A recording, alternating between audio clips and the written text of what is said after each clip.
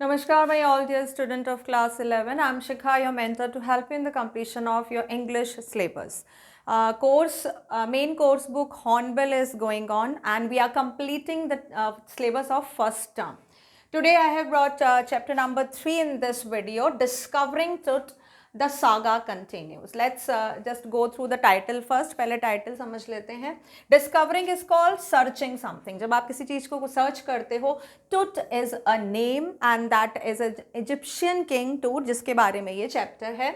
Saga is called the story that is continues, means some mysteries were there regarding the death of King Tut that is continue or still remains a mystery. ठीक है, तो ये कहानी है King Tut की, Egyptian king की, written by A.R. Williams. तो start करते हैं. So this is in the starting of the chapter you must see some of the expression that are coming in the middle of the chapters. जैसे जैसे हम chapter पढ़ेंगे बीच बीच में ये expressions आते जाएंगे. Some of the expressions and these why these are given because these are some new phrases जिनके meaning जानना ज़रूरी है. तो पहले ये फ्रेजेस के मीनिंग देख लेते हैं सो दैट ये आपको एक इंट्रोडक्शन भी दे देंगे, एक छोटी सी समरी भी दे देंगे चैप्टर का और हमको एक्सप्रेशंस के मीनिंग समझ में भी आ जाएंगे.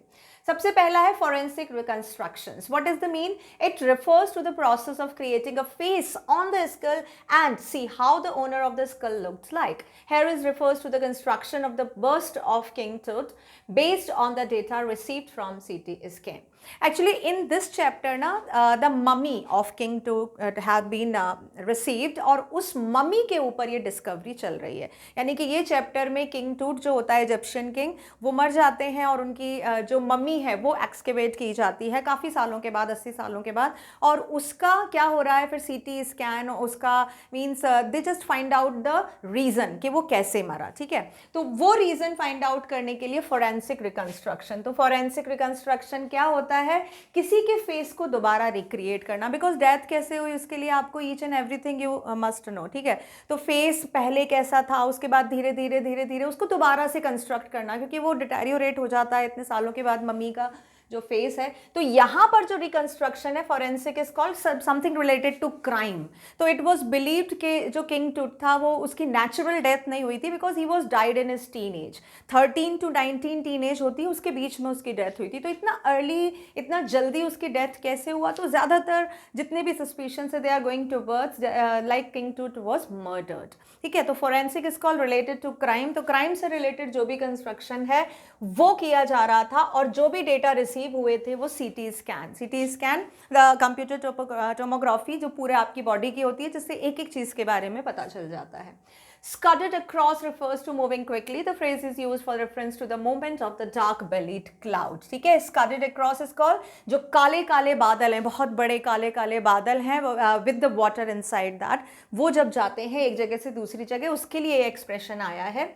Cascade gray, the words point out the covering of the stars by the dark-bellied clouds, the way jewels are kept in the cascade, a jewel box. Cascade gray, gray आया है बादल के लिए. ठीक है, बादल ग्रे कलर के हैं. एंड कास्केट, ऐसा लग रहा है उन बादलों की जो एक टोकरी है उसमें जो स्टार्स हैं वो जूल्स की तरह चमक रहे हैं. Then resurrection refers to a new beginning of something which is old and long forgotten. Here is referred to the new life after that. यहाँ पे resurrection का मतलब है, मतलब इजिप्शियन किंग के ज़माने में इस तरह का बिलीफ था कि जब डेथ हो जाती है उसके बाद भी एक लाइफ होती है. Means that is only be visible और only be experienced by the dead person only. But उनका लोगों का ये मानना था कि डेथ के बाद भी एक लाइफ होती है, that is called after life. Right. Funerary treasure. The valuable things with which the king was buried were no less than the treasurer, as most of the items were made of pure gold. They are thus referred to as funerary treasure. Funerary is called जब कोई मरता है उसको दफनाया जाता है. Treasure is called खजाना. ठीक है, तो जो भी खजाना उसके साथ रखा हुआ था, means when King Tut was died and buried under the grave ना, तो उसके साथ बहुत सारी चीज़ें रखी गई थी. हम पढ़ेंगे जैसे जैसे आगे बढ़ेंगे चैप्टर के. तो ये सारी चीज़ें थी, उनमें बहुत सारी चीज़ें प्योर गोल्ड की बनी हुई थी. तो that is called funerary treasure, वो एक खजाना था. Then circumvented, the thieves would easily bypass the guards with artfulness and rip the mummy apart to remove the gold. Circumvented होता है कि when you are just going away, okay, you are passed through to get something. तो यहाँ पे ये चोरों के लिए आया है कि मम्मी जब एक्सकेवेट की गई थी उसके साथ बहुत सारा गोल्ड था, तो अगर उसको ऐसे ही छोड़ दिया जाता तो मे बी चोर आकर वो सारा सामान लेकर जा सकते थे. Computer tomography also known as CT scan provides an X-ray image of the body cross section. It is used for diagnostic purpose. Cross section मतलब अगर जैसे आपका सीटी स्कैन हो रहा है, फेस का हो रहा है, तो क्रॉस सेक्शन मतलब each and every minute part in the millimetre, ठीक है, बिल्कुल सेंटीमीटर मिलीमीटर में आपका जो है वो सारी फाइंड आउट, जितनी भी डिस्कवरी है वो सारी आ जाती है. So this is done with the mummy of king Tut, so that is written over here for diagnostic purpose. Eerie detail and an uncanny description of the resulting image of the head of the Tut visible through the CT scan. So airy detail is called, बहुत ही minute जो details थी, जो king टूट की जो सिर का जो किया गया था CT स्कैन, उसकी माइन्यूट डिटेल थी, that was discovered through CT scan and that was the description, that was the uncanny, we can say ना the strange description was there. So these were the expression, they will definitely help you.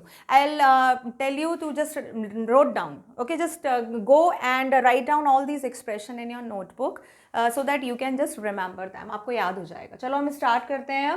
He was just a teenager when he died, the last heir of the powerful family that had ruled Egypt and its empire for centuries. He was laid to the rest laden with gold and eventually forgotten. Teen age, यहाँ पे teen age आया है, मैंने आपको बताया teen age 13 से 19 तक की होती है, तो वही एज में जो किंग था वो मर गया, किंग की डेथ हो गई टीन एज में. Here is called the successor, वो एक सक्सेसर था, सक्सेसर मतलब जो उसको उत्तराधिकारी बोलते हैं. किनका उत्तराधिकारी था? भाई जो इजिप्ट के जो रूलर थे, बहुत पावरफुल रूलर थे, एम्पायर था, उनका जो उत्तराधिकारी था उसकी डेथ हो गई टीन एज में, ठीक है. He was laid with laden with the gold and eventually forgotten. Laden is called loaded, यानी कि जब उसकी डेथ हुई, जब उसको लिटाया गया, उसको बरी किया गया, उसको साथ बहुत सारा सोना रखा गया, then eventually is called finally forgotten. सब लोग उसको भूल गए, बहुत साल हो गए, काफ़ी साल हो गए, तो उसके बाद उसको दफनाने के बाद सब भूल गए. Since the discovery of his tomb in 1922, the modern world has speculated about what happened to him, with murder being the most extreme possibility. Tomb, we can say an enclosure of the body, जिसको कब्र बोलते हैं. Speculated is called to make a guess of something, अंदाज़ा लगाना.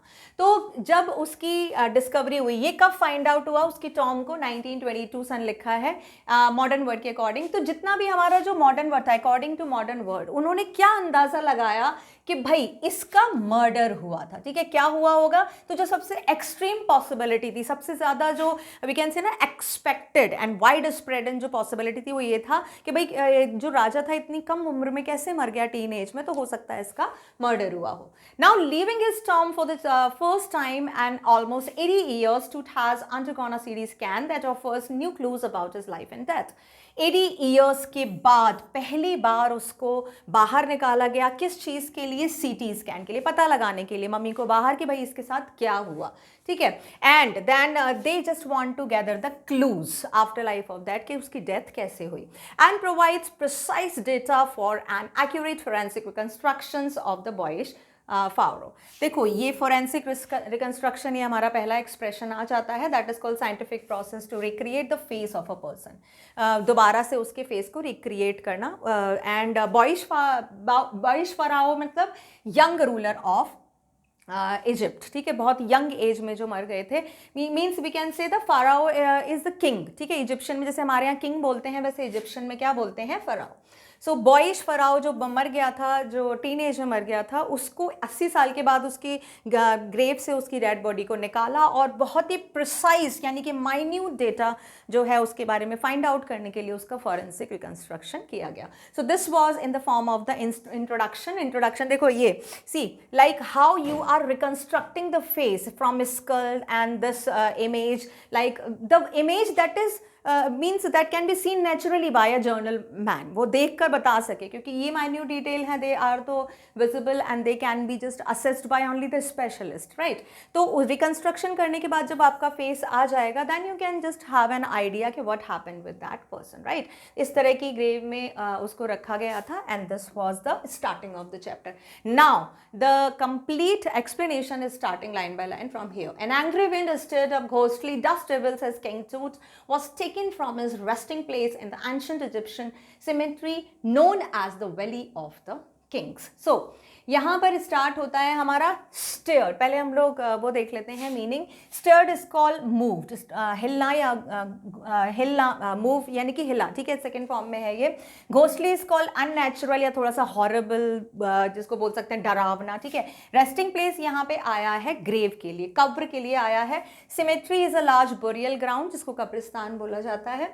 तो वहां से सबसे पहले बताया जा रहा है कि जिस दिन उसकी कब्र को, डेड बॉडी को कब्र से बाहर निकाला गया था, उस दिन एटमॉस्फेयर कैसा था भाई, कि ghostly dust devils as the king coach was taken. जो विंड थी, जो हवा थी, ऐसा लग रहा था कि वो बहुत अननेचुरल वे में चल रही है, मूव कर रही है. बहुत डरावना सा माहौल हो रहा था उस दिन जब उनको उनके रेस्टिंग प्लेस या ग्रेव से निकाला गया था. इजिप्शियन सिमेट्री, जो इजिप्शियन सिमेट्री थी पूरी, जहाँ पे सिर्फ राजाओं की जो कब्रिस्तान था वहाँ से उनको निकाला गया था, और उसको क्या बोला जाता है, वैली ऑफ द किंग.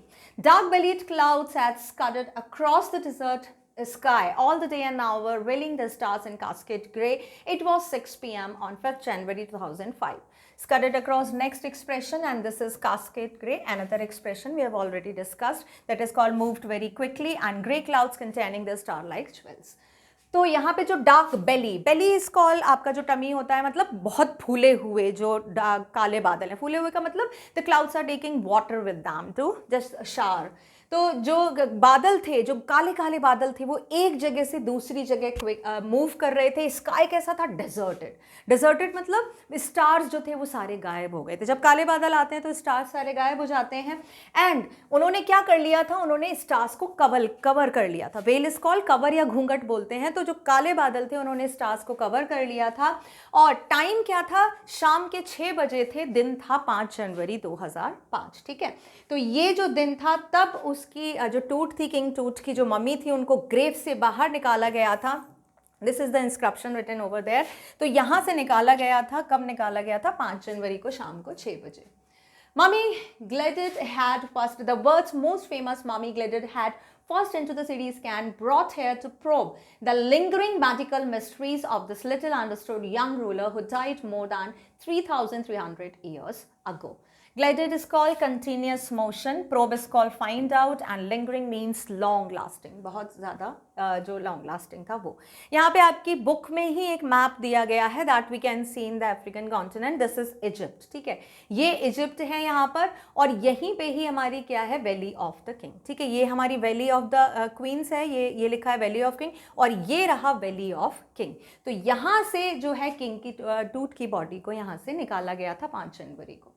अब यहाँ पे दिखाया कि भाई वो बहुत जो वर्ल्ड की famous most mummy gilded hat of the first, यानी कि जो कंटिन्यूस वी कैन से ना, why it was so famous, because one of the thing ना, it was the king's mummy. और दूसरी चीज़, ये बहुत ही ज़्यादा सोफेस्टिकेटेड या बहुत ही मीन्स प्रॉस्परस वे में ये जो इसकी मम्मी थी वो मिली थी. और उसके बाद जब उसको निकाला गया, मम्मी को जब निकाला गया, तो that was continuous in motion. मतलब उसको निकाल कर कहाँ लाया गया, सीटी स्कैनर के थे, ठीक है. क्या करने के लिए, to find out, to probe मतलब to find out the lingering is called long lasting mysteries. के बहुत, अब भाई 3,300 ईयर्स, कितना लंबा समय हो गया तब से वो, जब वो वहाँ पे पड़ी हुई थी, यंग रूलर, राइट. वो कब, कितने, लगभग 3,500 साल पहले, 3,500 से थोड़ा कम साल, 3,300 साल पहले उसकी डेथ हुई थी. तो कितनी सारी मिस्ट्रीज होंगी, उनको सॉल्व करने के लिए मम्मी को निकाल के कहाँ ले जाया गया, सीटी स्कैन के थ्रू ले जाया गया. As you can see, this is the mummy in this form. This is just an implication that you can see, ठीक है. इस फॉर्म में मम्मी को मिली थी, और उसके साथ बहुत सारी चीज़ें रखी हुई मिली थी. All afternoon, the usual line of the tourists from around the world had descended into the cramped rock-cut tomb from some 26 feet underground to pay their respect. Descended is called नीचे आना, यहाँ पे आया है gathered, इकट्ठा होना. Cramped is called very small and fit into, बहुत छोटी सी जगह जहाँ पे मुश्किल से फिट हुआ जा सके. Rock cut is called made up of rock by cutting it, मतलब बहुत बड़ा सा रॉक का पीस, उसको काट कर कुछ बनाया गया है, कुछ कार्व किया गया है. तो वो दोपहर थी, ठीक है. 5 जनवरी जब निकाला गया था, तो वो दोपहर थी, शाम के 6 बजे निकाला गया था. उससे पहले का बात है ये. टूरिस्ट आ रहे थे, पूरी दुनिया से अलग अलग तरफ से टूरिस्ट आ रहे थे, वहाँ पे गैदर हुए थे, और वो बहुत छोटा सा प्लेस था, ठीक है, मतलब बहुत सारे टूरिस्ट थे और उनके देखते हुए वो प्लेस बहुत छोटा था। और वो जो टॉम थी वो कहाँ पे थी, 26 फीट अंडरग्राउंड, ठीक है, कहाँ पे वो छोटा सा जो जगह है वो बताया गया है 26 फीट ग्राउंड, बहुत नीचे डीप, जो डीप है उसका डेप्थ कितना था 26 फीट, वहाँ पे उसकी जो कब्र थी वो थी, उसको निकाला गया था। They gazed at the murals on the walls and the burial chamber and peered the tooth's gilded face, the most striking feature of his mummy-shaped outer coffin lid. Gazed is called to look in the surprise, बहुत आश्चर्य होकर देखना। Murals is called artwork on the wall, जो कब्र है, जो आपका coffin है उसकी वॉल पे आर्टवर्क था, जो मतलब कब्र बनाई गई थी, जो पत्थर के नीचे की जो कब्र थी उसकी वॉल पे, यानी कि यहाँ पे भी आर्ट वर्क हो रहा था, तो जो आर्ट वर्क था यानी कि कॉफिन पे या वॉल पे जो था, that is called mural. And Tut's gilded is called covered with a thin sheet of gold, और जो टूथ्स की जो बॉडी थी वो पूरा जो था वो गोल्ड, एक थिन लेयर थी कवर गोल्ड की, उससे वो कवर थी। तो ये बताया गया है यहाँ पे कि जो जब जैसे ही उसकी जो कब्र थी, कब्र से उसके कॉफिन को निकाला गया तो सभी लोग उसको देख रहे थे, भाई उसकी क्या देख रहे थे, ईच एंड एवरीथिंग वो देख रहे थे कि भाई कैसे कॉफिन पे, कॉफिन की वॉल पे आर्ट वर्क हो रहा है, उसकी जो कब्र है उस पर आर्ट वर्क हो रहा है। And peer the Tut skeletal face, और वो झांक रहे थे क्या देखने के लिए कि भाई जो टूथ है उसका जो पूरा फेस है वो कैसे गोल्ड की जो पतली सी लेयर है उससे कवर है। द मोस्ट स्ट्राइकिंग, सबसे ज़्यादा जो स्ट्राइकिंग फीचर था, स्ट्राइकिंग इज कॉल्ड प्रोमिनेंस, ठीक है, बहुत जो सबसे ज़्यादा प्रोमिनेंट फीचर क्या था, that was is mummy shaped out of the coffin lid, ठीक है, ममी शेप्ड आउटर कॉफिन, जो उसका ममी शेप का आउटर कॉफिन था वो, उसका जो लिड का ढक्कन, ठीक है, ये जो आप बोल सकते हो ममी शेप का जो आउटर कॉफिन था उसका जो ढक्कन था, that was the most striking place for the most striking thing for the visitors.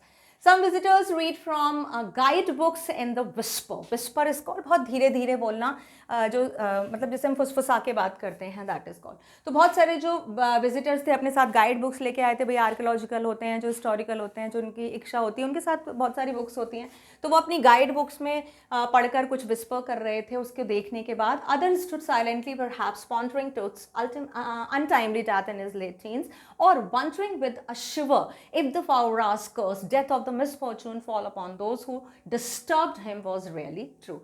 थोड़े से थे वो बुक अपनी बुक देख रहे थे, बातें कर रहे थे, जो थोड़े से थे वो बिल्कुल चुपचाप खड़े थे, ऐसा लग रहा था जैसे कि वो कुछ सोच रहे हैं। पॉन्डरिंग इज कॉल्ड सोच रहे हैं, क्या सोच रहे हैं भाई कि जो किंग है वो उसकी इतनी अनटाइमली डेथ कैसे होगी। अनटाइमली इसको कोई मरने की उम्र नहीं थी, वो टीन एज में उसकी डेथ हो गई, तो क्या हुआ होगा।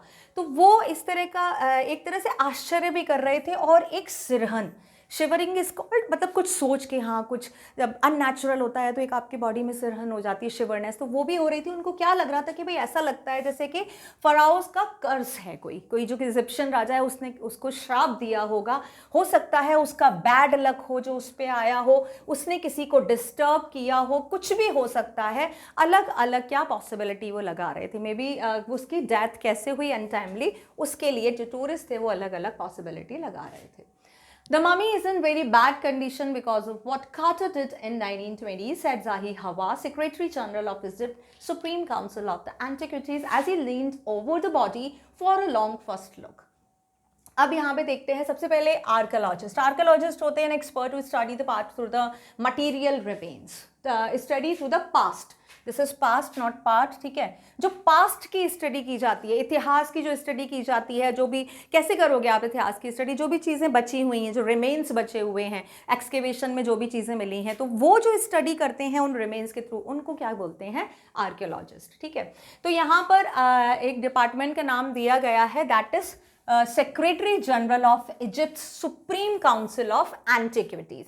एंटिक्विटीज का मतलब होता है ओल्डनेस, या आप बोल सकते हो यूनिक, जो बोलते हैं ना हम कि ये बहुत यूनिक चीज़ें हैं, जो एंटीक चीज़ें होती हैं हिस्ट्री से रिलेटेड। उस डिपार्टमेंट के जो सेक्रेटरी थे उनका नाम क्या था, जाही हवास। जाही हवास ने क्या बोला, उन्होंने बोला कि भाई कार्टर को ये जो मम्मी मिली थी 1920 में, ठीक है, मम्मी उसको एक्सकेवेटेड किया गया, वो दुनिया के सामने कब आई 1922 में, लेकिन एक्सकेवेशन किया गया था पहले उसका।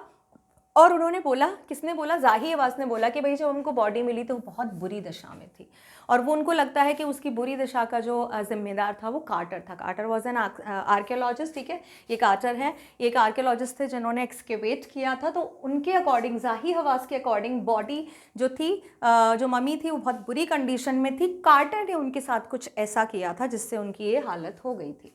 As he leaned over the body, leaned मतलब झुकना, जैसे ही वो झुके उन्होंने देखा तो उन्होंने कहा कि ये बहुत बुरी कंडीशन में है।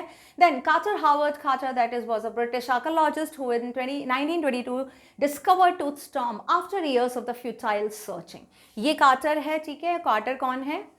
ब्रिटिश आर्कियोलॉजिस्ट, ठीक है, आर्कियोलॉजिस्ट थे और उनको बहुत सालों की फ्यूटाइल सर्चिंग के बाद, फ्यूटाइल इज कॉल्ड यूजलेस, ऐसा नहीं है जब भी हम कोई चीज़, आर्कियोलॉजिस्ट होते हैं, हिस्टोरी होते हैं, उनकी आधी आधी ज़िंदगी निकल जाती है, सालों निकल जाते हैं, तब उनको कुछ मिलता है। It's not easy to find out something from the depth of the land, है ना, जस्ट एंड देन एक्सकेवेट और जस्ट से समथिंग। लोगों को कुछ नया चाहिए, बहुत अच्छा सॉलिड विथ प्रूफ, ठीक है, तभी ये मीन्स आपकी जो डिस्कवरी है वो फ्रूटफुल होती है। तो उनकी फ्यूटाइल सर्चिंग, बहुत टाइम तक उन्होंने यूजलेसली सर्च किया और उसके बाद उन्होंने 1922 में ये डिस्कवर किया। Its contents through hastily ransacked in antiquity were surprisingly complete. Hastily is called swiftly, बहुत जल्दी से।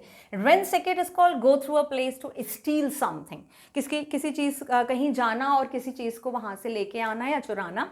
तो यहाँ पे ये बताया गया है कि जो इसके कंटेंट्स थे, कंटेंट्स मतलब जो भी चीज़ें इसके साथ मिली थी, ऐसा लग रहा था जैसे कि बहुत जल्दी जल्दी में उनको निकाला गया है। वो सारी चीज़ें एंटीक या ओल्ड थी, but with surprise they were all complete, nothing was stolen. कोई भी चीज़ चुराई नहीं गई थी, क्योंकि भाई अब जब मम्मी मिली है, किंग की मम्मी मिली है जिसके साथ इतना सारा सोना मिला है, तो अगर if you are taking some of them ना, किसको क्या पता चलेगा, but surprisingly that was not there. Carter ने जब इसके बारे में बताया, कहाँ पे बताया उन्होंने, ऑब्वियसली जब उन्होंने सर्च किया तो वो इन्फॉर्म करेंगे ना secretary general of Egyptian supreme council of antiquity. तो इन्होंने ऑर्गेनाइजेशन को जब इन्फॉर्म किया, उन्होंने जब देखा एवरीथिंग वाज देयर, उसके साथ बॉडी के साथ जो भी चीज़ होना चाहिए था सारी चीज़ें थी वहाँ पे, कोई भी चीज़ मिस नहीं थी। तो ये एक सरप्राइज की बात थी, ठीक है।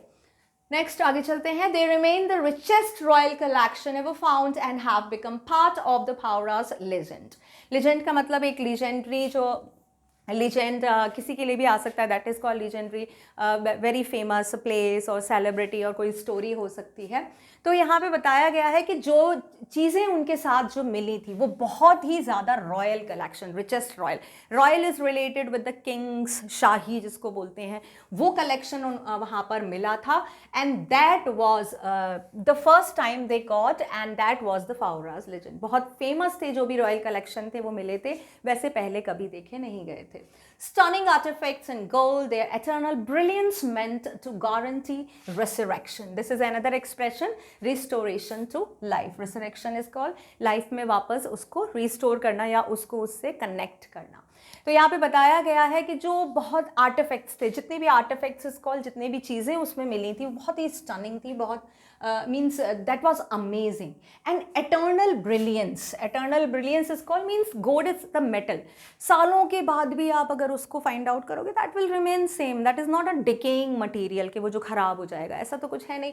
तो उनका जो फिनिशिंग था वो बहुत ही ब्रिलियंस था, and that was really guarantee कि they can be restored back to the life, because that was the artifacts. Artifacts means the some of the jewelry made up of metal, some of the material, कुछ materials थे जो metal के बने हुए थे, तो उनको दोबारा restore कर सकते हैं, लाइफ से relate कर सकते हैं। They are not means wasted, they are not regretted. Caused a sensation at the time of the discovery and still get the most attention. जब वो सारी चीज़ें मिली थी तो there was a sensation. Sensation is called, this was the very widespread news कि भाई इस मम्मी के साथ इतना सारा सोना, इतनी सारी चीज़ें मिली हैं, तो एक sensation हो गया था, and that has grabbed the attention of all over the people. मतलब एक तो मम्मी मिलना, तो मम्मी that was not कि फर्स्ट दुनिया की पहली मम्मी थी वो मिली थी, ऐसा नहीं था। Mummy has been discovered, excavated earlier also, but what was the different with this mummy? एक तो ये राजा की मम्मी थी, दूसरी वो टीन एज में मरा था, सेकंड सरप्राइज, थर्ड सरप्राइज, उसके साथ बहुत सारी चीज़ें थी और बहुत सोने की बनी थी. दैट्स वाई सभी की अटेंशन थी उस तरफ. But tooth was also buried with everyday things he had wanted in the after life, then board games, a bronze razor, linen undergarments, then cases of the food and wine. Afterlife is called life after death, as we have discussed in the starting कि Egyptian लोगों का मानना था कि भाई death के बाद भी एक ज़िंदगी होती है, तो अगर आप ज़िंदगी में जा रहे हो तो आपको चीज़ों की ज़रूरत भी होगी, ठीक है. तो किंग टूट को जब बरी किया गया था, उसको जब दफनाया गया था, तो उसके साथ रोज़ की जो चीज़ें थी, जैसे कि कुछ बोर्ड गेम्स थे, ब्रॉन्ज रेजर हो गया, कुछ कपड़े हो गए, खाना हो गया, वाइन हो गया, वो सारी चीज़ें उसके साथ रखी गई थी. सो जो भी चीज़ें वहाँ से मिली थी, जो एक्सकेवेट हुई थी, उन सब चीज़ों का पता लगाया गया, उनको डिस्कवर किया गया और फिर पता चला कि भाई उन लोगों का ये बिलीफ था कि मरने के बाद जो आफ्टर लाइफ होती है वहाँ पे इन सारी चीज़ों की ज़रूरत होती है, इसीलिए उसकी बॉडी के साथ सारी चीज़ों को दफना दिया गया था. I hope till here everything is clear. After months of carefully recording the pharaoh's funerary treasures, Carter began investigating his three nested coffins. Another expression, funerary treasure, that we have discussed, valuable thing with which the king was buried. Three nested coffin is called three coffins placed one in another, and the innermost coffin houses the body of the king, as you can see. देखो यहाँ पर ये एक बड़ा है, ठीक है, बड़ा कॉफिन है, उसके बाद ये एक छोटा कॉफिन है, तो ये कॉफिन के अंदर दूसरा कॉफिन, इसके अंदर तीसरा कॉफिन, और उस तीसरे कॉफिन के अंदर किंग टूथ की बॉडी थी. तो जो दूसरे और कॉफिन थे, जो सेकेंड या थर्ड वाले थे, उसमें उनके साथ चीज़ें रखी हुई थी, और जो ज्वेलरी वगैरह थी, जैसे हमने बताया कि thin layer of the gold से वो कवर था, मतलब ज्वेलरी किंग के साथ थी, बाकी जितनी भी चीज़ें थी वो दूसरे कॉफिन में रखी गई थी. तो जब उन्होंने कार्टर को जब वो मिला था, तो उन्होंने क्या किया, उन्होंने केयरफुली रिकॉर्डिंग किया फावरास फ्यूनरल ट्रेजर. पहले तो जितनी भी ट्रेजर का खजाना था उनको अच्छी तरह से उन्होंने स्टडी किया और उसके बाद इन्वेस्टिगेशन करना शुरू किया. इन्वेस्टिगेशन में उनको जब एक्सकेवेट किया था, तो उनको 3 कॉफिन्स मिले थे, ठीक है, अलग अलग बहुत सारी चीज़ें मिली थी. कॉफिन वॉज, वो कैसे कॉफिन थे, एक के अंदर दूसरा, दूसरे के अंदर तीसरा, तीसरे के अंदर उनको बॉडी मिली थी. अभी opening the first, he found a shroud adorned with the garlands of the willow and olive leaves with wild celery, lotus petal and cornflowers, the faded evidence of the burial in March or April. अभी उनको ये लगा, भाई उन्होंने एक faded, एक मिस्टी सा एक अंदाज़ा बताया कि मे बी उनका जो बरियल था, जब उनको दफनाया गया होगा, तो मार्च या अप्रैल का महीना चल रहा था.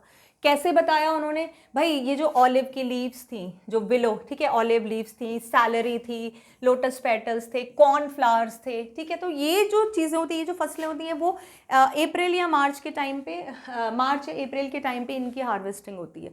कॉर्न जो भुट्टा वगैरह होता है, अभी हम लोग ये बारिश से पहले ही हो जाता है और उसके बाद बारिश में हम लोग आते हैं. तो वो उन्होंने एक अंदाज़ा लगाया कि भाई अगर ये सारी चीज़ें रखी हुई हैं, मतलब उनको लग रहा था कि जो बरियल हुआ है वो कब हुआ है, मार्च या अप्रैल में.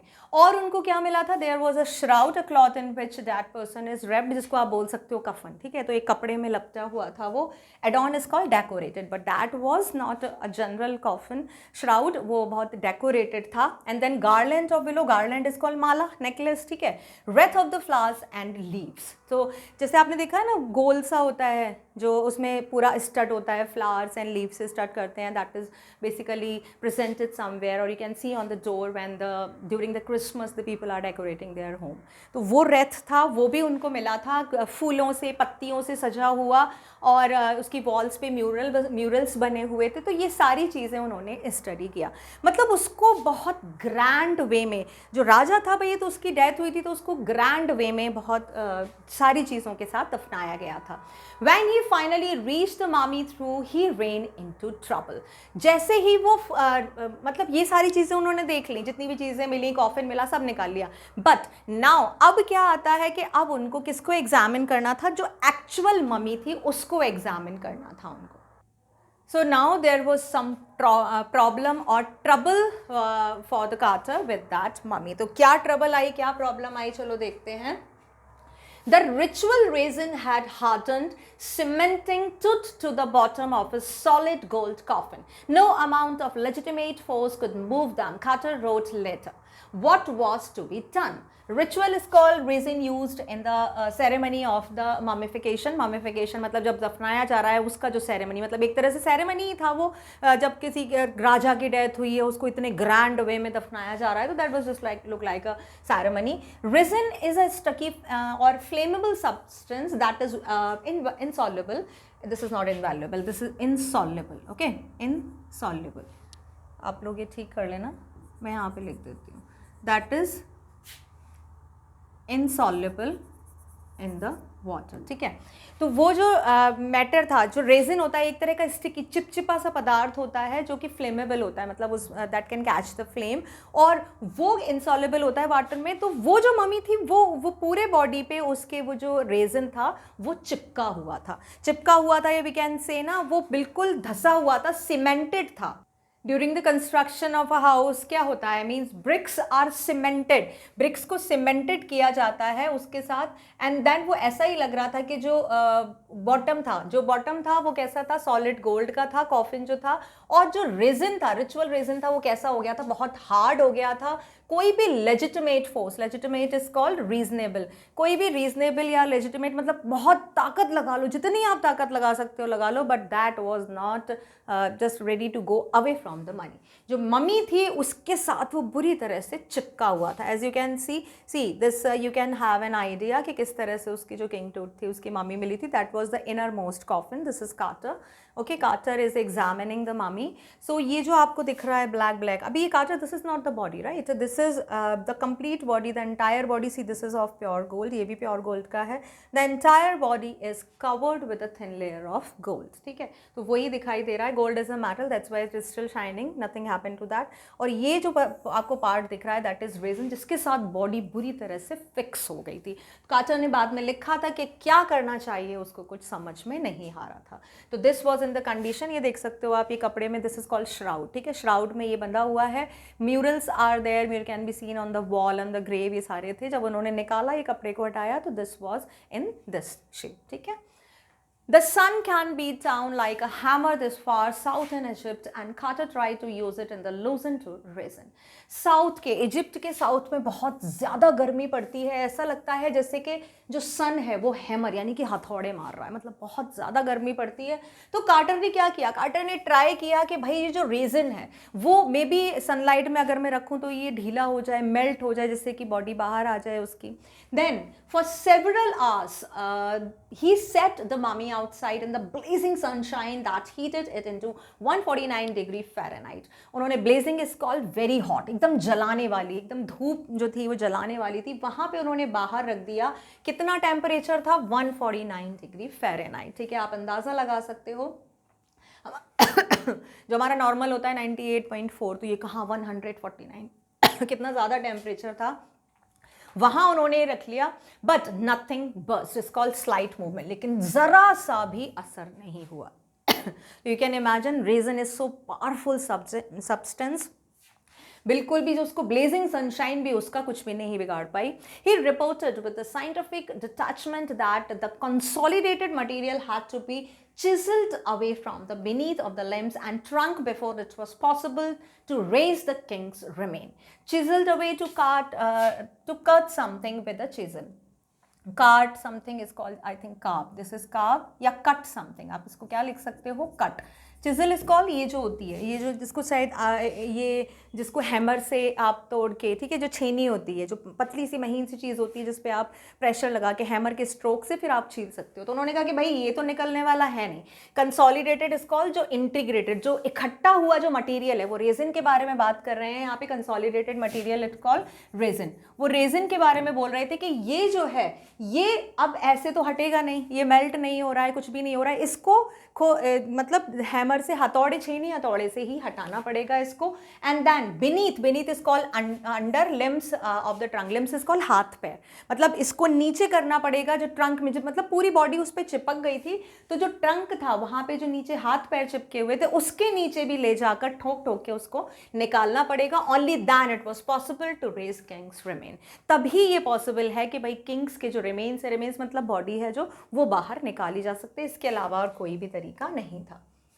In this defense, Carter really had little choice. He hadn't cut the mummy free. Thieves most certainly would have circumvented the guards and ripped it apart to remove the gold.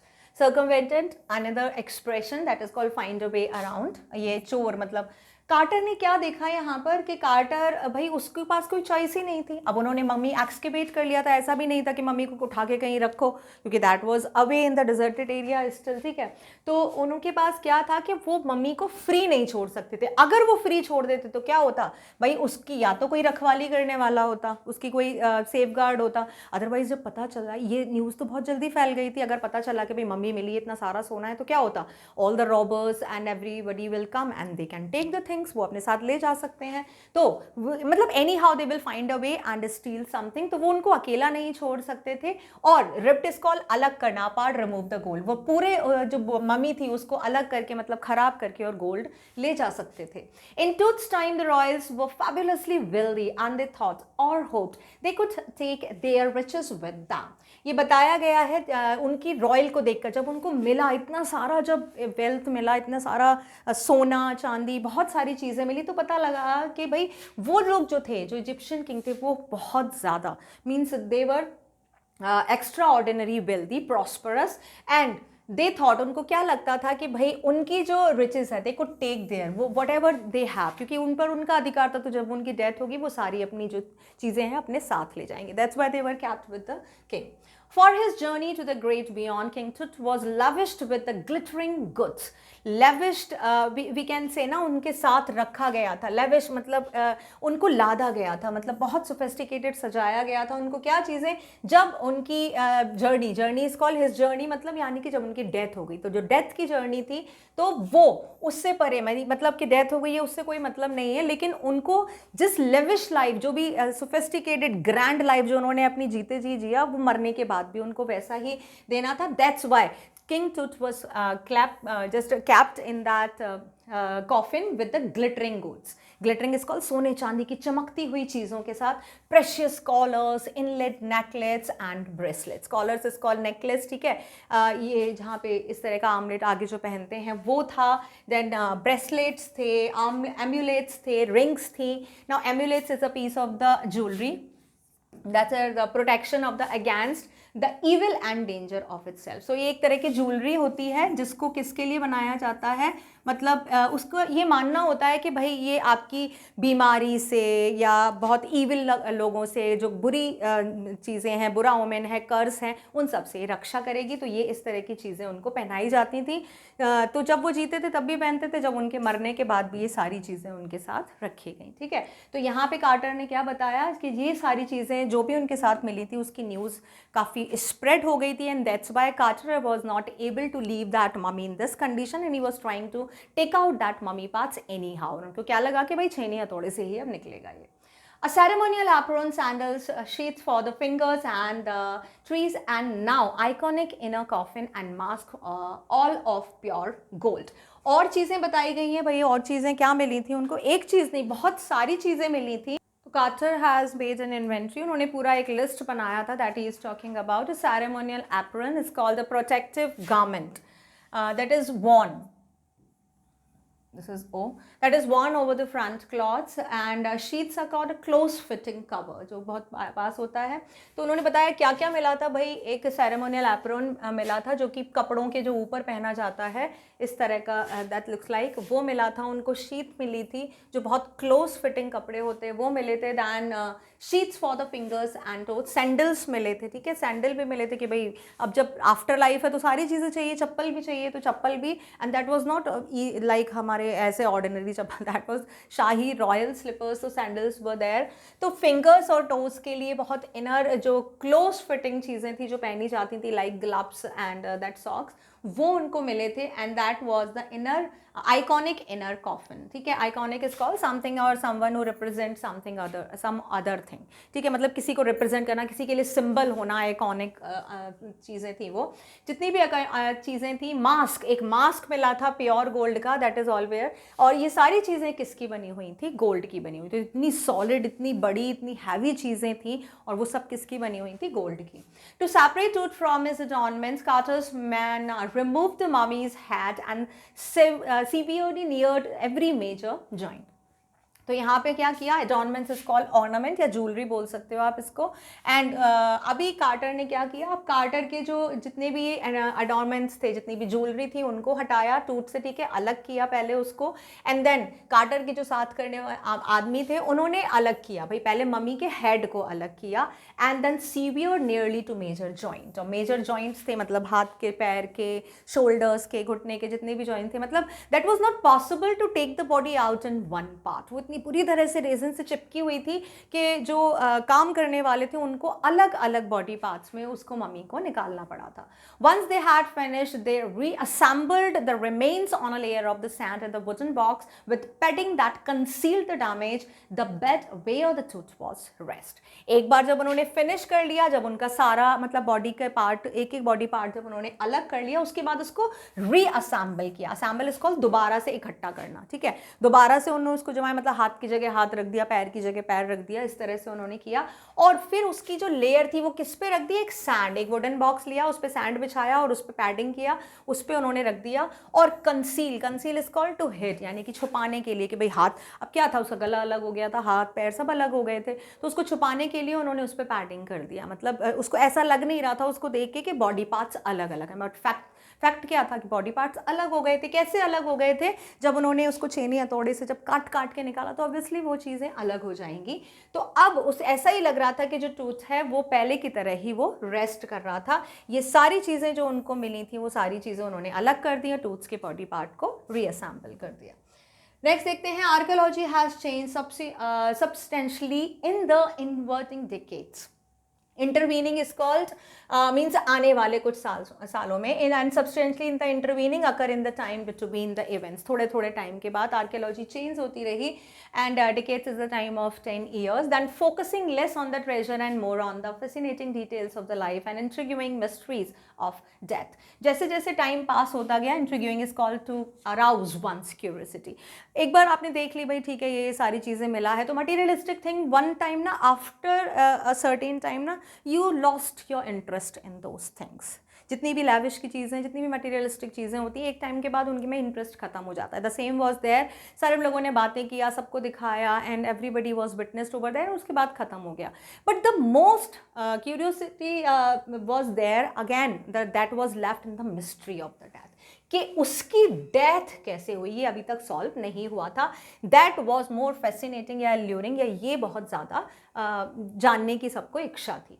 It also uses more sophisticated tools including medical technology. बहुत ज़्यादा sophisticated advance level के tools थे जो medical technology, अब जैसे जैसे time बढ़ रहा था, टेक्नोलॉजी वॉज डेवलपिंग, एंड वो सारी टेक्नोलॉजी यूज़ हो रही थी, हर डिपार्टमेंट में यूज़ होती है, आर्कियोलॉजी में भी यूज़ हो रही थी।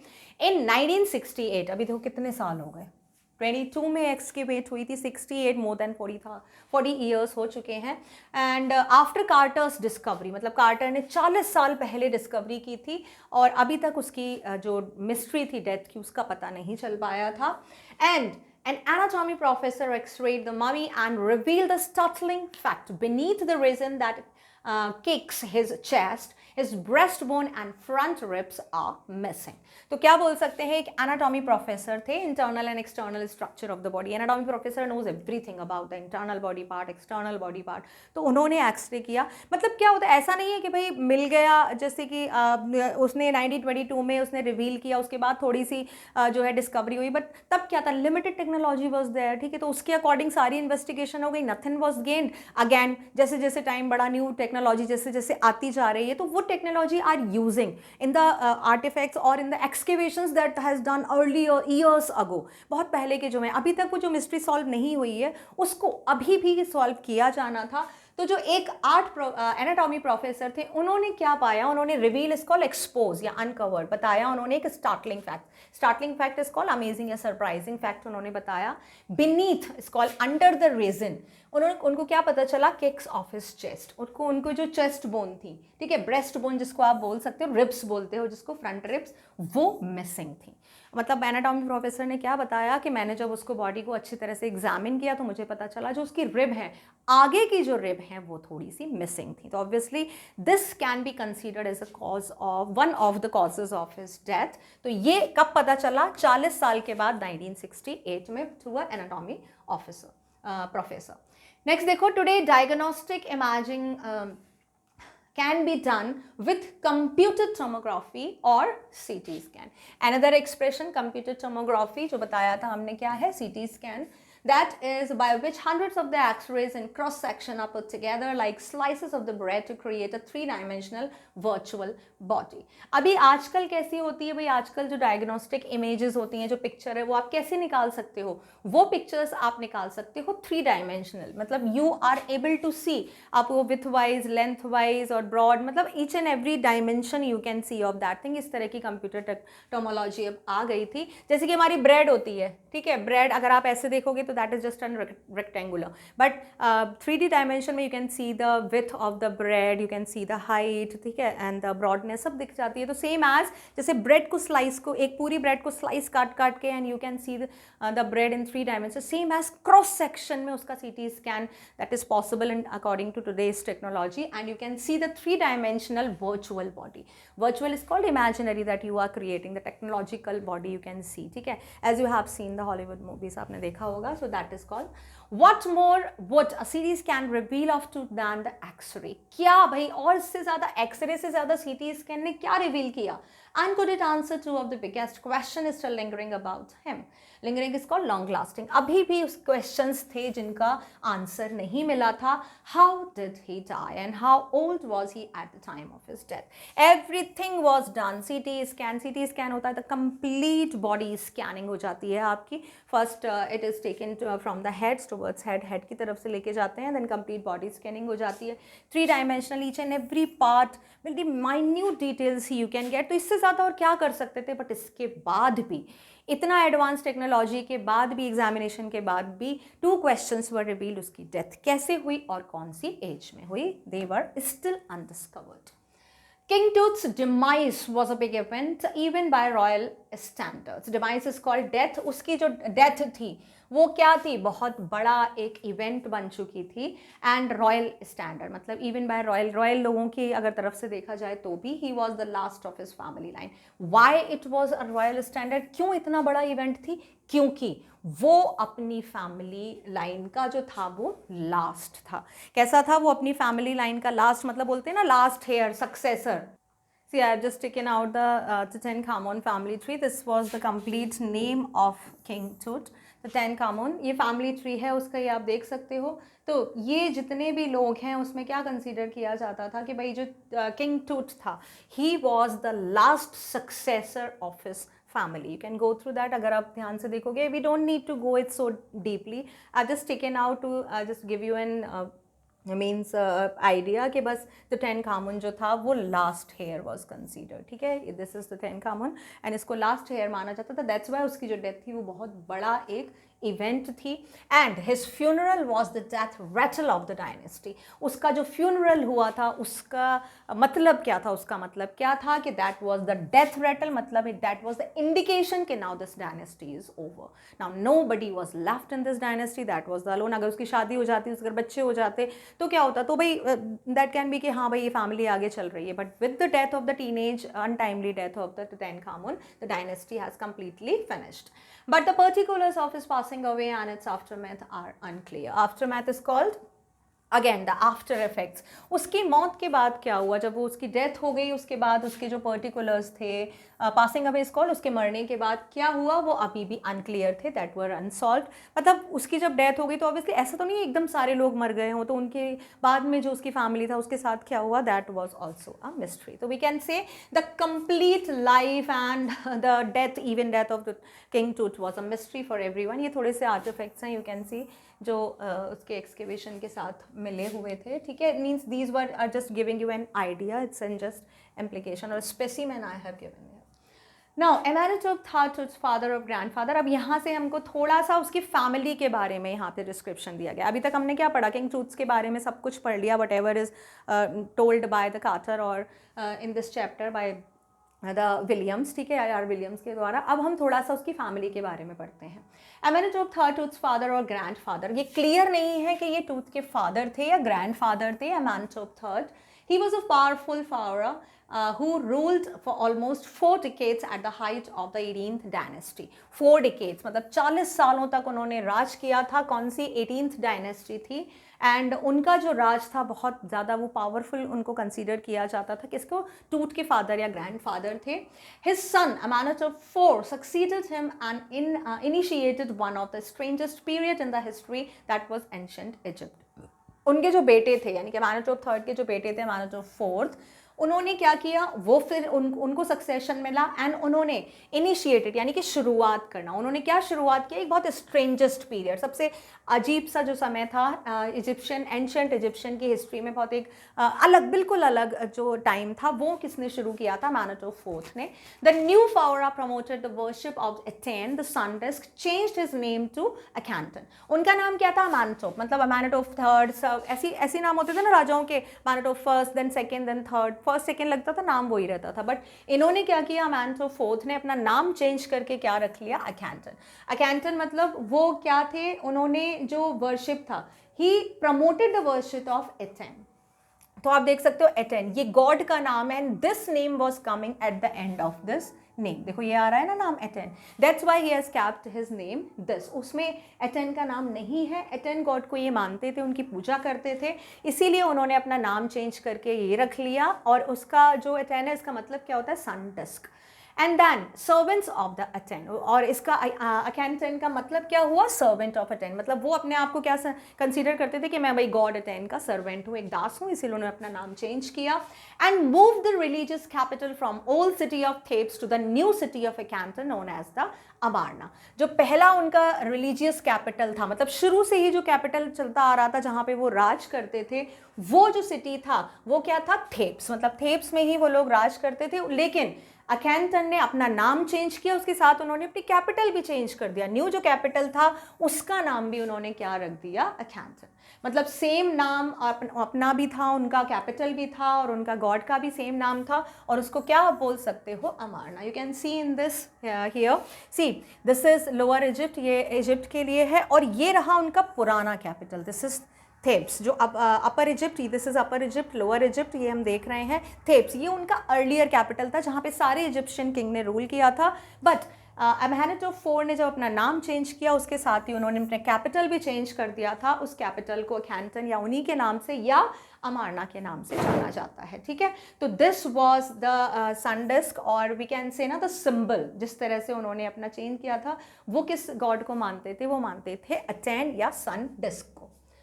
Now, he further shocked the country by attacking Amun, a major god, smashing his images and closing his temples. अच्छा, ये चीज़ एकदम शॉक करने वाली हुई कि नहीं हुई, कि भाई आपके जो फादर हैं, ग्रैंड फादर हैं, ग्रेट ग्रैंड फादर हैं, सारे लोग आपके राज करते हुए आ रहे थेब्स पे, now you just change the capital and with your name. तो ये सरप्राइजिंग थी. इसके अलावा एक और सरप्राइजिंग चीज़ थी कि उन्होंने जो पुराने गॉड थे, that is Aman, major God, उनके माने जाते थे, मतलब हर तरह के कुल देवती देवता इस तरह के होते हैं ना, तो उनके जो मेन गॉड थे वो थे आमन. और ये बहुत शॉकिंग चीज़ थी सबके लिए. उन्होंने उनकी सारी इमेजेस को, images we can say the idols और इमेजेस पिक्चर्स, उसको स्मैश कर दिया, मतलब उनको र्यून कर दिया, डिस्ट्रॉय कर दिया, उनके जो मंदिर थे उनको तोड़ दिया. It must have been a horrific time. Obviously जब आप सालों की बनी बनाई परंपरा, आप एक बार अगर हम लोग सोचेंगे भाई हम जिनकी पूजा करते हैं, अचानक से कोई आए वो सारे मंदिर और पूजा बंद करवा दे, मंदिर तोड़ दे, तो obviously this will be a very great means we can say ना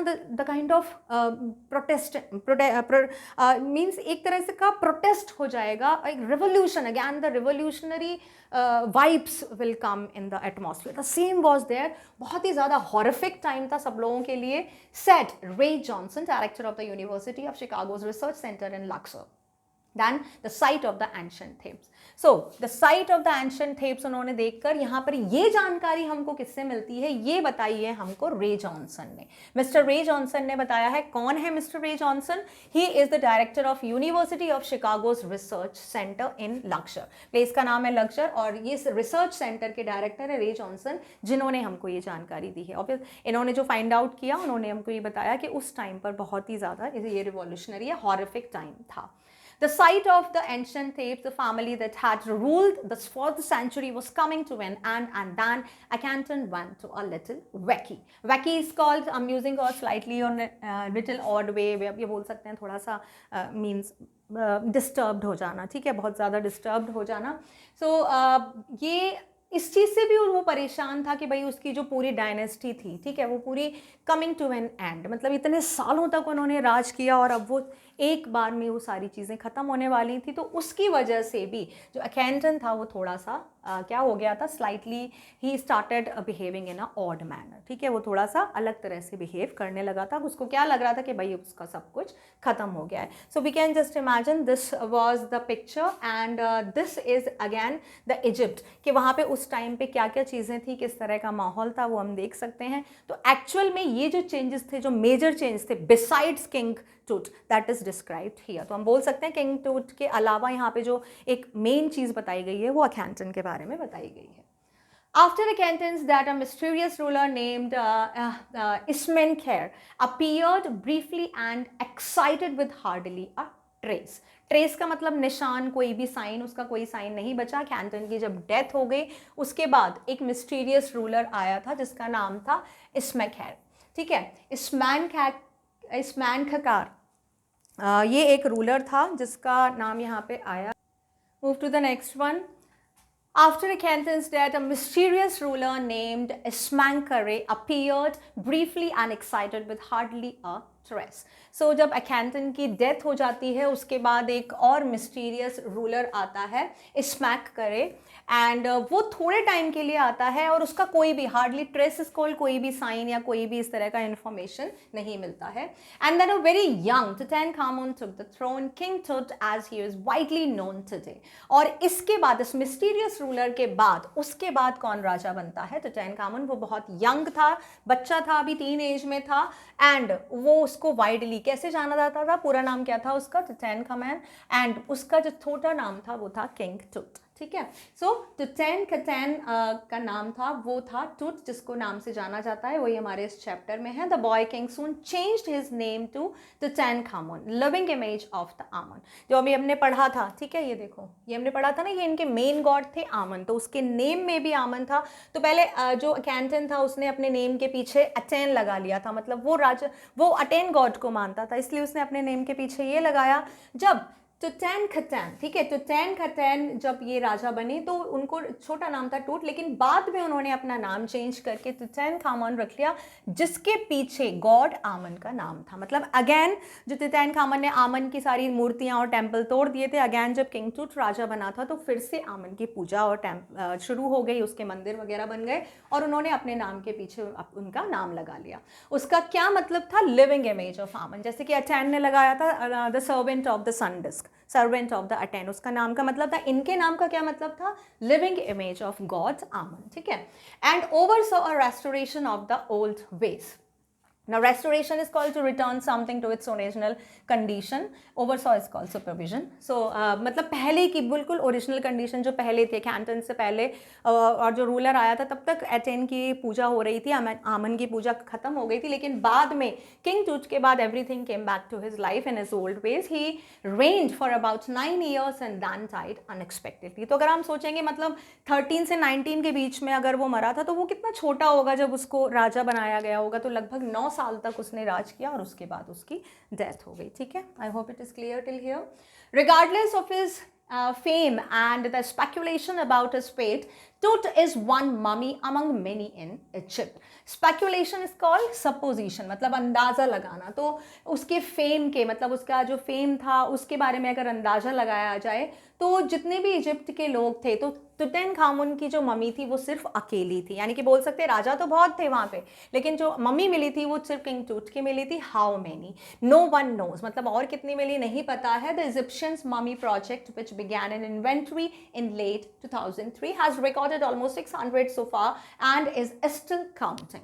इन्वेंट्री का मतलब होता है एक लिस्ट बनाना. तो एक लिस्ट बनी थी भाई 2003 में कि जो इजिप्शियन में जितने भी लोग थे, राजा थे, उनमें से कितने लोगों की जो थी वो मम्मी मिली थी. तो अभी तक लगभग 600 काउंटिंग में हुआ है और अभी भी काउंट हो रहा है.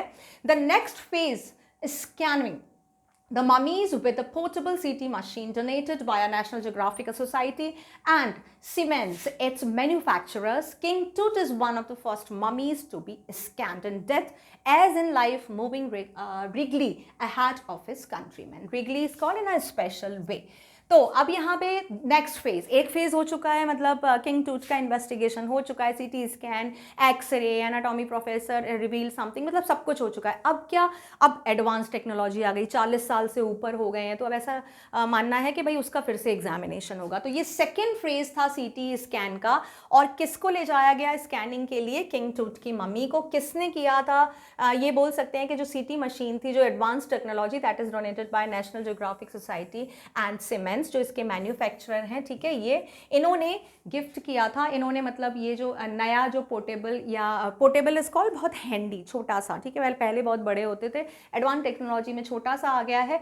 तो किंग टूट की जो मनी थी वो फर्स्ट ममी थी that is scanned with this portable scanner. तो ये जो न्यू स्कैनर टेक्नोलॉजी आई थी उससे पहली कौन सी ममी का स्कैन किया गया था? किंग टूट का. और ये कौन सा फेज था किंग टूट की इन्वेस्टिगेशन का? सेकेंड फेज था. एक बार हो चुका है इसका इन्वेस्टिगेशन पहले. अभी to be scanned in death, उसकी डेथ कैसे हुई है? एज इन लाइफ, वो लाइफ में कैसा था? Regally ahead of his countryman, वो अपने कंट्रीमैन या कि जब तक वो रहा, अपने राज में रहा, वो बहुत ही ज़्यादा स्पेशल वे में ट्रीट किया जाता था. और अब इस सीटी स्कैन मशीन से अगेन उसका सेकेंड फेज का जो स्कैनिंग था वो स्टार्ट हुआ.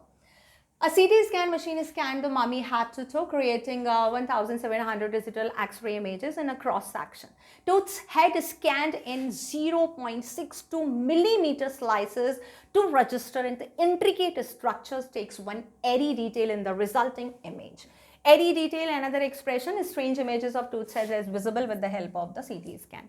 CT scan जैसे मैंने बताया पूरा यहाँ से head to toe होता है, that has done, वो पूरा head to toe हुआ उस मम्मी का. और उसके बाद जो images आई थी, कितनी images? लगभग 1700 डिजिटल images आई थी.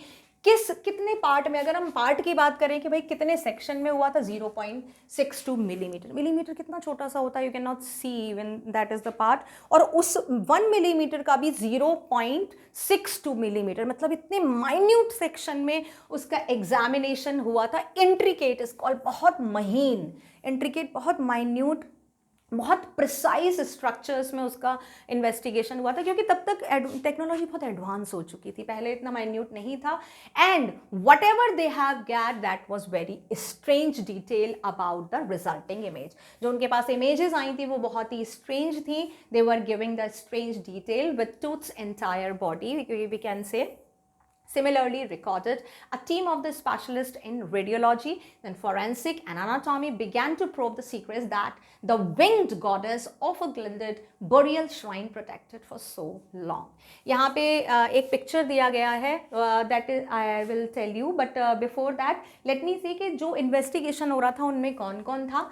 देयर वर द टीम, पूरी टीम थी स्पेशलिस्ट की. रेडियोलॉजिस्ट थे जो एक्सरे से रिलेटेड होते हैं, फोरेंसिक जो क्राइम से रिलेटेड होते हैं, anatomy they are very well aware about the internal and external body parts, उससे रिलेटेड होते हैं. वो सब प्रॉब कर रहे थे, फाइंड आउट कर रहे थे सीक्रेट. क्या सीक्रेट? कि भाई जो विंग्ड गॉडेस है, यानी कि जो पंखों वाली जो गॉडेस यानी देवी मानी जाती है, गिल्डेड बरियल, जो बरियल यानी कि जो हुआ था किंग टूट का, वो उसके साथ रही और उसको इतने समय तक प्रोटेक्ट किया।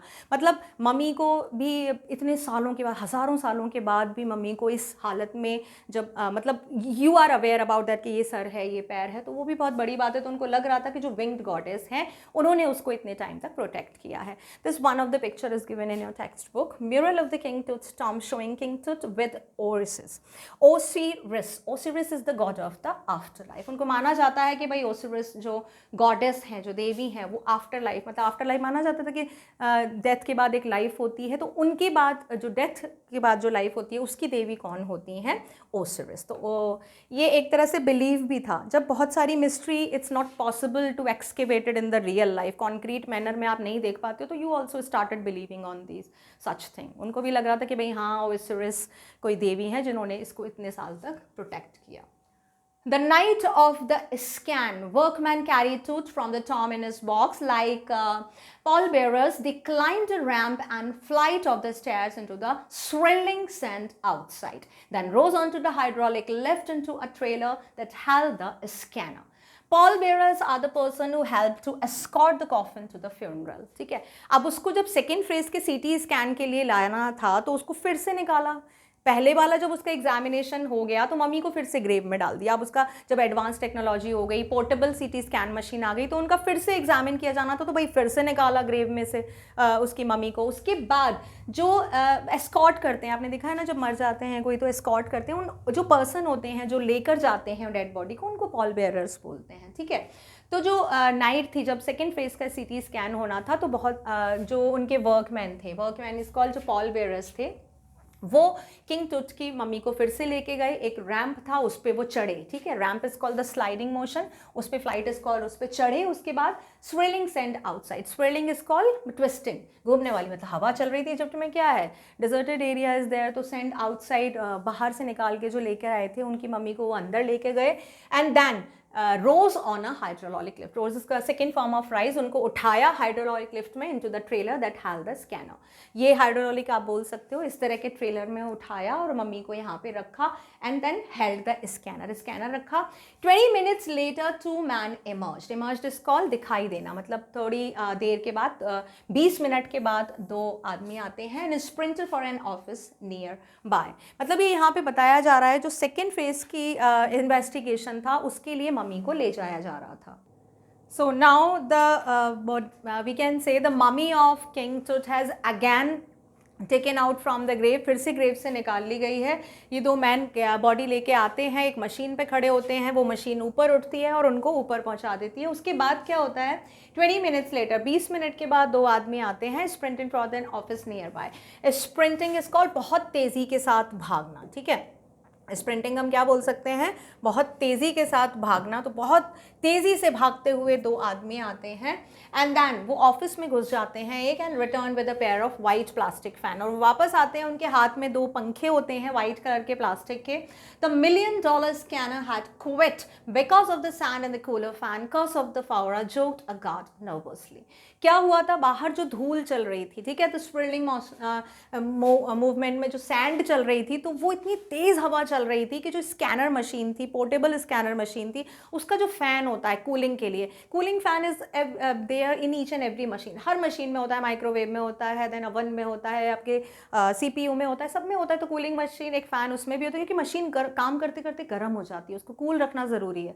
तो उसका जो कूलर था, जो फ़ैन था, उसमें सैंड चली गई थी, तो उसने क्या किया, स्कैनर जो था उसने काम करना बंद कर दिया। क्विट इज कॉल्ड, उसने काम करना बंद कर दिया, and that's why the separate fans has been sent for, जिससे कि स्कैनर दोबारा काम करना शुरू कर दे। क्योंकि उस टाइम पे क्या होना था, मम्मी का दोबारा से एग्जामिनेशन होना था। ठीक है, तो जैसे ही मम्मी को लेके आया गया, स्कैनर की मशीन जो थी उसमें सैंड चली गई और उसने काम करना बंद कर दिया। इसीलिए जो टेक्नीशियंस थे, जो आदमी थे, वो दूसरे मतलब आउटर पंखे लेके आ रहे थे, प्लास्टिक के पंखे, जिससे कि स्कैनर की मशीन को ठंडा रखा जा सके और उससे काम किया जा सके।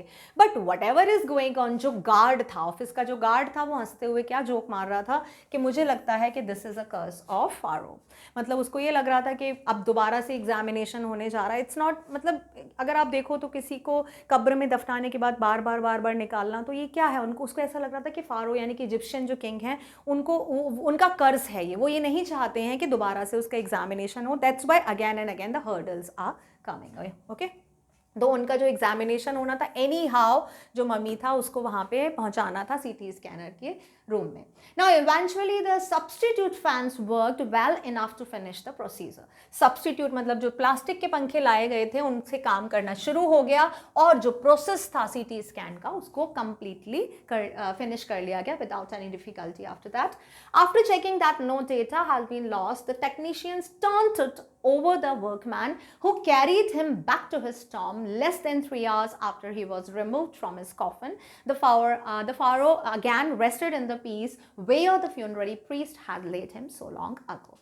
लगभग इन सब पूरा प्रोसेस अगर आप देखा जाए तो इसमें लगभग 3 घंटे लगे, ठीक है, एंड लेस देन, मतलब 3 घंटे भी पूरे नहीं थे, 3 घंटे के बाद ये कंप्लीट हो गया। और जो टेक्नीशियन थे जो कर रहे थे उन्होंने देखा, भाई चेक किया कि कोई डेटा लॉस्ट तो नहीं हुआ है, मतलब what ever the findings examination result है वो बाद में देख लेंगे, पहले फारो को उसकी जगह पे वापस भेजना ज़रूरी था। तो उन्होंने क्या किया, वर्कमैन को फिर से बुलाया, जो पॉल बेयरर्स थे वो फिर से आए, किंग टूट की बॉडी को फिर से लेके गए और जो कॉफिन था उसमें वापस रख दिया। और अगेन जो फारो यानी कि किंग टूट था वो अगेन अपनी रेस्टिंग प्लेस पे चला गया था। और फिर से फ्यूनरी प्रीस्ट जो पूरा कराते हैं, जो फ्यूनरी प्रोसेस पूरा कराते हैं, बरियल का प्रोसेस पूरा कराते हैं, वो वहाँ पे थे और उन्होंने वापस उसको वहाँ पर भेज दिया जहाँ से वो वापस आए थे, मतलब उनको फिर से दफना दिया गया। ठीक है, मतलब जितनी बार आप निकालोगे तो उनको दोबारा दफनाने के लिए पूरे रिचुअल्स के साथ दफनाना था, तो इसलिए प्रीस्ट वहाँ थे, उनको पूरे रिचुअल के साथ वापस से दफना दिया गया। Back in the trailer, a technician pulled up astonishing image of Tut on a computer screen. Now, trailer, back in the trailer, you can say the trailer is a means a small car or technician car जो होती है, that is on the wheel। तो वहाँ पे जो technicians थे वो कि उन्होंने क्या किया, अब जो किंग टूट को दोबारा दफना दिया गया, now they have just come up with the result of their investigation. तो उन्होंने बहुत एस्टॉनिशिंग, इट्स कॉल्ड अमेजिंग या सरप्राइजिंग इमेजेस उनको देखने को मिली कंप्यूटर स्क्रीन पे। A grey heart took shape from a scattering of the pixel. Pixel is a single point of the graphical image, you must know about that. जो छोटे छोटे pixels से बना होता है, इस तरह के छोटे छोटे स्क्वायर पिक्सल्स होते हैं, ठीक है। जितने ज़्यादा और जितने छोटे पिक्सल्स जितने पास पास होते हैं, इमेज उतनी क्लियर होती है, ठीक है। तो वो पिक्सल्स में उसको रीड कर रहे थे, जो भी उनके पास इन्वेस्टिगेशन इमेजेस आई थी उसको कंप्यूटर स्क्रीन पे पिक्सल्स में रीड कर रहे थे। And the technician spun and tilted in every direction. Spun is called घुमाना, ठीक है, टिल्टेड मतलब उसको झुकाना, हर डायरेक्शन में घुमाकर एग्जामिन कर रहे थे, मतलब आगे से, पीछे से, ऊपर से, नीचे से, कि कहीं तो कोई तो मिस्ट्री पता चले, उसको वो चेक कर रहे थे अच्छे से। And neck vertebrate appeared as clearly as in an anatomy class. जैसे कि एनाटॉमी क्लास है जो स्टूडेंट्स को दिखाया जाता है कि how the body is made up of, तो जो नेक की जो वर्टिब्रेट थी, जो नेक थी इस तरह की, मतलब किस तरह से वो बनी हुई है, बिल्कुल क्लियर दिख रही थी, इस तरह से स्क्वायर्स में वो बिल्कुल क्लियर दिख रही थी उसकी। And that's why this was also very astonishing. Other images reveal a hand, several views of the rib cage and a transection of the skull. हर चीज़ का उन्होंने अच्छी तरह से एग्जामिन किया था। रिवील हैंड, जो और जो पिक्चर थी वो हैंड के बारे में बता रही थी, कुछ जो पिक्चर्स थी, बहुत सारी सेवरल इमेजेस वो रिब केज के बारे में बता रही थी। ट्रांसेक्शन ऑफ द स्कल, खोपड़ी, स्कल जो हमारा हेड होता है उसकी खोपड़ी, उसके छोटे छोटे छोटे छोटे पार्ट बहुत माइन्यूटली उन्होंने डिटेल किया, हर तरफ से वो घुमाकर उसको पूरा देख रहे थे अच्छी तरह से। And now the pressure was of. Pressure was, अब कोई प्रेशर नहीं था क्योंकि अब एडवांस टेक्नोलॉजी से सेकेंड फेज का सीटी स्कैन भी कंप्लीट हो चुका था। And sitting back in his chair, Zahi Hawass smiled, visibly revealed that nothing had gone seriously wrong. Zahi Hawass भी थे भाई वहाँ पे, उन्होंने एक्सकेवेशन किया था, he was the main person who was discovered, तो वो भी वहाँ पे थे, स्माइल कर रहे थे कि भाई सब कुछ ठीक हो गया, कुछ भी गलत नहीं हुआ। And then he was visibly relieved, वो बहुत रिलैक्स फील कर रहे थे कि कुछ भी मिस्टेक नहीं लगा। अदरवाइज अगर कोई भी चीज़ होता तो obviously the allegation will come on his head ना, would come on his head. I didn't sleep last night not for a second, he said, I was so worried about and but now I think I will go and sleep. उन्होंने कहा कि पूरी रात मैं सो नहीं पाया। अगर पता हो कि भाई सेकेंड एग्जामिनेशन के लिए लेके जाना है, उसको पता लगाना है कि भाई अब नई टेक्नोलॉजी आई थी तो उससे कुछ भी पता चल सकता था कि भाई ये गायब है वो गायब है, तो who will be responsible, obviously जाहिर आवाज़। तो उन्होंने कहा कि अब मैं पूरी रात नहीं सोया, अब मैं जाऊंगा अच्छे से मज़े से सोऊंगा क्योंकि सब कुछ ठीक हो गया है, everything is fine. But by the time left the trailer descending metal stairs to the sandy ground, the wind had stopped. जैसे ही ट्रेलर नीचे गया सैंडी ग्राउंड में, ऑब्वियसली जो उनका बरियल प्लेस था, तो स्टेयर्स जो हाइड्रोलिक मशीन की जो स्टेयर्स थी वो नीचे गई, वैसे ही हवा रुक गई। मतलब this was really strange and unique thing. जब उनकी ग्रेव में से बाहर निकाला, जब किंग टूट की मम्मी को उनको ले जाया गया तो बहुत तेज़ हवा चल रही थी। जब उनको वापस रखा गया तो हवा रुक गई थी। The winter air lay cold and still like death itself in this valley of the departed. Just above the entrance of the tooth storm stood Orion, the constellation that the ancient Egyptian knew as the soul of the Osiris, the god of the afterlife, watching over the boy king.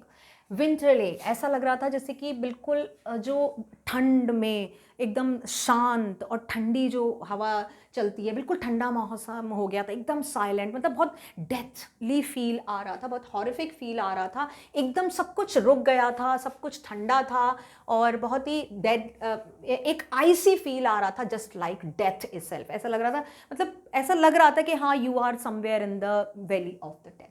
So in this valley of the departed, departed is called जो मर जाते हैं लोग, जो चले जाते हैं, departed is called Brel. Please just go through that. Orion is called a group of the stars in the sky. Looks like the hunter which has a line of the three brightest star like a belt. ये लग रहा है ना जैसे कि ये एक Hunter है, उसके हाथ में एक तीर है और ये थ्री लाइन से स्टार्स हैं, एक बेल्ट, ये बेल्ट लग रही है उसकी, ये एरो लग रहा है, ठीक है। And constellation a group of the star that forms a pattern. तो वो कौन सा पैटर्न फॉर्म करते हैं? Orion pattern. तो क्या लग रहा था जब टूट को वापस रखा जा रहा था उनकी वैली में, ठीक है, किंग्स ऑफ द वैली में रखा जा रहा था, तो जैसे ही एंट्रेंस आया टूट का, तो ऐसा लग रहा था जब आसमान में देख रहे थे कि वहाँ पे जो ओसिरिस हैं, जो गॉडेस हैं आफ्टर डेथ की, वो खड़े हुए हैं और वहाँ पे मतलब वो किस फॉर्म में लग रहा था? वो स्टार के फॉर्म में लग रहा था। ये वाली इमेज बनी हुई थी। And that ancient Egyptian knew as the soul of the Osiris. मतलब इसको क्या माना जाता है? जो ओरियन कॉन्स्टलेशन होता है, इसको सोल ऑफ द ओसिरिस माना जाता है। Soul of the Osiris, Osiris is the god of after that, ठीक है, वो उनको गॉडेस आफ्टर दैट माना जाता है। तो उनकी सोल रिप्रेजेंट करता है ये जो शेप है। ऐसा लगता है कि गॉड जो ओसिरिस है वो खुद खड़े हुए हैं आसमान में। क्या करने के लिए? मतलब उनको जो किंग टूट को आखिरी बार दफनाया जा रहा था, उनको देखने के लिए और उनको अपना ब्लेसिंग्स देने के लिए, और वो उनको देख रहे हैं। तो यहाँ के मतलब किंग ओसिरिस खुद आए थे after goddess of after life to just complete the we can say ना the burial procession, the final burial procession of King Tut, ठीक है। तो here ये you can see this is the valley, ठीक है, ये वैली है जहाँ पर राजाओं की कब्र को, राजाओं की जो डेड बॉडीज़ हैं उनको दफनाया जाता है। तो यहीं पे उनको किंग टूट को बाद में दफना दिया गया था। एंड दिस वाज विजिबल, जो भी चीज़ यहाँ पे लिखी हुई है by the writer Williams, that has been exactly conveyed with the so many resulted instructions and resulted feedback of Robert Carter. और बहुत सारी चीज़ें हमने और भी पढ़ी, directors of Luxor, the department of the Luxor, research Luxor, उनके भी कुछ इसमें कुछ रिमार्क्स थे जो कि किंग टूट के राज किंगडम के बारे में थे। So with this we have completed the chapter. I hope this chapter is clear to you. Very new vocabulary is there, so I have included almost all the vocabulary. Go through that, okay? This means by the pictures you just find to read it out very interesting as well. Write the expressions in your notebook and then I'll try to cover the textual part of this chapter, okay?